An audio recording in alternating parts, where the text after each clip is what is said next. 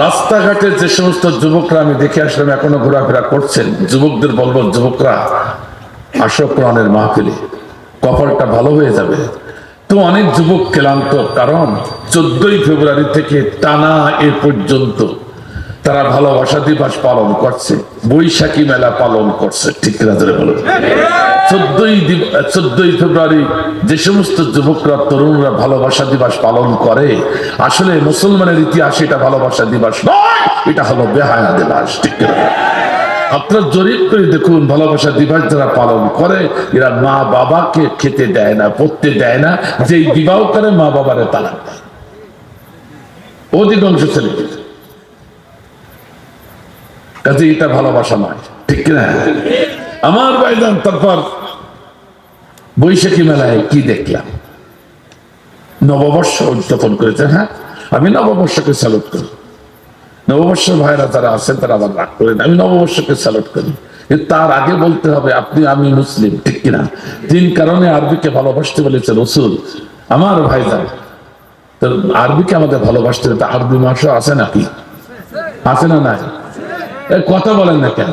সে আরবি মাসের, সে আরবি বছরের প্রথম মাস কখন আসে কখন যায় নাম কি তাও জানে। ও যুবক, তুমি নববর্ষ পালন করেছো মুসলিম হয়ে, এটা আমার বাধা নেই। অমুসলিমরাও পালন করেছি, তুমিও পালন করেছো, আমার বাধা নেই। তো তুমি যে মুসলিম, তোমার যে নববর্ষ আর একটা ছিল মুহররম মাস, তা কয়বার পালন করেছো? কাজেই আরবি মুহররম মাস তুমি একবারও পালন করলে না, তোমার জন্য এই নববর্ষ পালন করা হারাম। কারণ আমরা যা দেখছি নববর্ষ পালন করতে যে কি দেখলাম, ঠাকুর গায়ে দেখলাম এক লেকে লেকে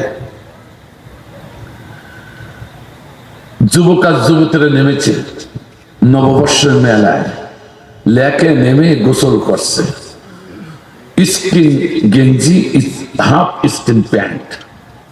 স্কিন বোঝেন তো, মানে গায়ের সাথে যা লেগে থাকে, তাও গেঞ্জি, এই কাপড়, গেঞ্জি কাপড় গায়ের সঙ্গে লাগা আছে, হাফ প্যান্ট। এই করে ছেলে মেয়ে একসঙ্গে মেলা পালন করছে, সব লেকে নেমে এই একে অপরকে ধরছে। তো বলেন তো, এই যুবক যুবতী একবারে কানাই কানাই যৌবনে ভরা, পড়ছে চতুর্দিকে কানাই কানাই, এই যৌবন নিয়ে যখন লেখে নেমে ডুবাডুবি করে একে অপরকে ধরছে, কোন জায়গায় ধরছে বা বুঝি দেখেন। এ যদি বাবা মারা এখনো না বোঝেন, তার কবে বুঝবেন? এই জন্য সতর্ক হতে হবে। আর আগামী বছর কোন মুসলমানের সন্তান এই বৈশাখী মেলা পালন করতে পারে না, এটা হারাম, ঠিক আছে।